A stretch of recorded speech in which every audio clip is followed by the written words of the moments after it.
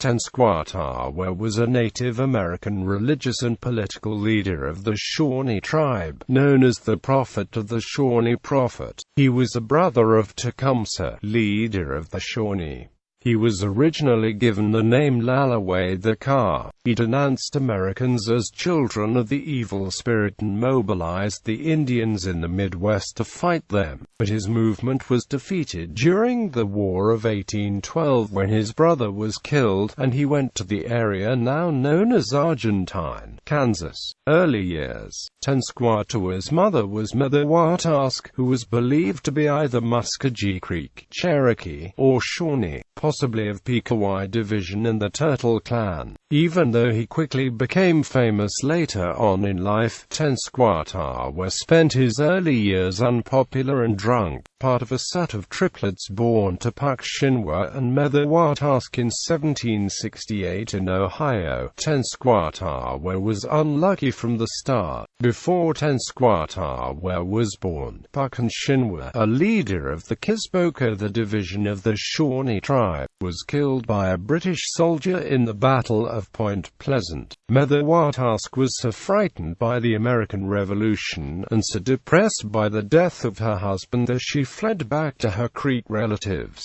leaving Tenskwatawa and his siblings in the care of their older sister, Tecumseh. Tenskwatawa and his triplet brother were the youngest of the 3 daughters and 5 sons.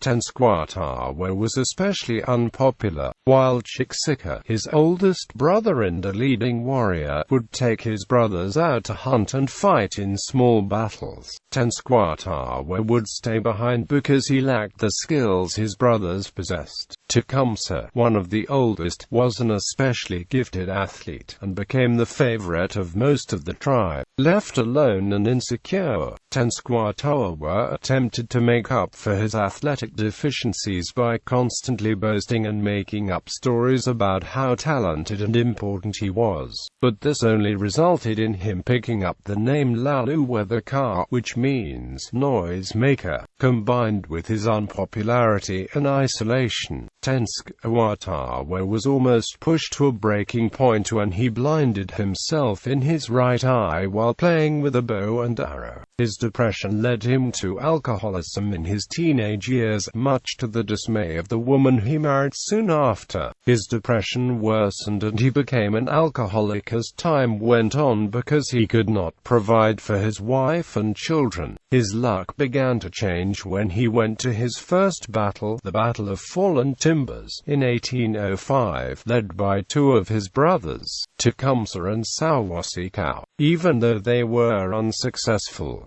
Lalawethika was killed, and Tecumseh refused to sign the Treaty of Greenville. Tenskwatawa took the battle as a chance to reinsert himself back into society. A few years later, he moved with Tecumseh to a town in Indiana, where they started a small Shawnee village. It was in this village that a man formerly known as Lalawethika became the prophet.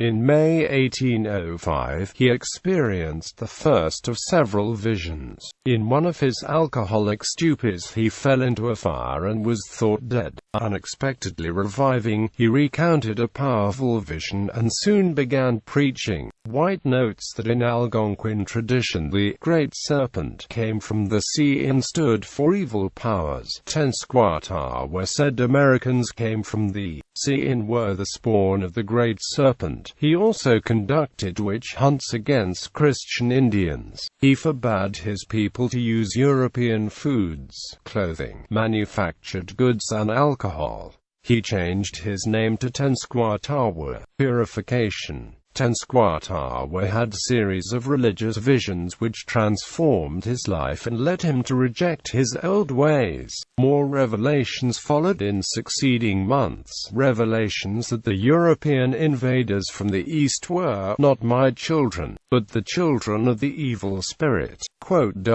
He led a purification movement to return his people to the traditional ways, and to extirpate the evils represented by the Americans. Indian witches still remained the most active agents of that spirit on earth, and Tenskwatawa sought to identify and destroy them. He formed a new community of followers near the present site of Greenville, Ohio in 1805. His following grew even more rapidly after he accurately predicted a solar eclipse in 1806, humiliating Indiana Territorial Governor William Henry Harrison. Harrison had publicly derided Tenskwatawa as a fraud to the tribal leaders, and the accuracy of Tenskwatawa's prediction was taken as proof of his power by many members of the tribes. His followers eventually followed him west to form a large multi-tribal community known to the Americans as Prophetstown near Tippecanoe in what is now Indiana in 1808. The site had both practical and spiritual significance. The site was located near the juncture of the Wabash and Tippecanoe rivers. Such places at the junction of two rivers had significant spiritual significance in tribal culture. The site was also a geographic central point to the political and military alliance that was forming around Tenskwatawa's brother Tecumseh. When some chiefs tried to promote compromise and conciliation, Tenskwatawa, proclaiming his obedience to the Great Spirit, lashed out against these government-sympathizing chiefs, depicting them as wicked traitors and minions of the Americans. Willig argues that Tippecanoe was not only the largest Native American community in the Great Lakes region but served as a major center of Indian culture and base to expel the whites and the culture. It was an intertribal, religious stronghold along the Wabash River in Indiana for 3,000 Native Americans. Tippecanoe, known as Prophetstown to Americans, served as a temporary barrier to settlers' westward movement. Led by Tenskwatawa and Tecumseh, thousands of Algonquin-speaking Indians gathered at Tippecanoe to gain spiritual strength. U.S. government attempts, from the George Washington to William Henry Harrison administrations, to rid the area of the numerous Indian tribes eventually met with success as the Indians retreated westward by 1842 to avoid the large numbers of American settlers entering the territory. Tecumseh's War. There is some disagreement among historians over whether Tecumseh or Tenskwatawa was really the primary leader of the pan-Indian community that grew up around Prophetstown. Either way, Tenskwatawa's preachings grew more militant and narrowly political from 1808 to 1811, as more and more young disaffected warriors from nearby tribes joined his movement. By 1811, both white settlers in the region and the U.S. Army had become quite concerned about what was happening at Prophetstown. Late in 1811, Tecumseh journeyed south to meet with representatives of other tribes in hopes of building a larger alliance, leaving Tenskwatawa in command at Prophetstown. According to legend, Tecumseh ordered Tenskwatawa to avoid any confrontation with whites during his absence. However, on November 7, 1811, while Tecumseh was still away, an American force under command of William Henry Harrison surrounded the village. Though the village was surrounded, it was Tenskwatawa and his smaller besieged force that attacked first. Tenskwatawa's forces were soundly defeated. It was a 2-hour battle that left many dead or wounded. The Indians buried the men in the night, and stripped the prophet of his powers. The village at Prophetstown was burned down, and the defeat put an end to Tecumseh's hope of a broad native alliance. With his brother, Tenskwatawa participated in the defense of the Canadian colonies during the War of 1812. In 1813 he was present at the Battle of the Thames. When Tecumseh came back from his journey, he was furious with his brother and many wanted him killed for ruining the chance to keep the land. But Tecumseh sent him away never to come back. Tenskwatawa was not present during Tecumseh's death.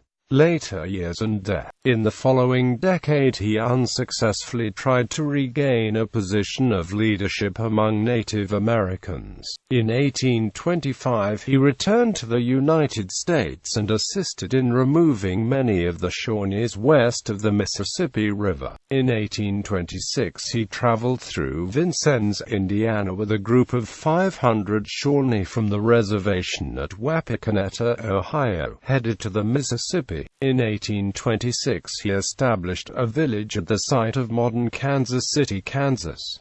He died in 1836 at his village in Kansas City, Kansas. Tenskwatawa in fiction. Tenskwatawa, known simply as the Prophet, appears in Dell Comics' Ben Bowie and His Mountain Men number 7 from 1956.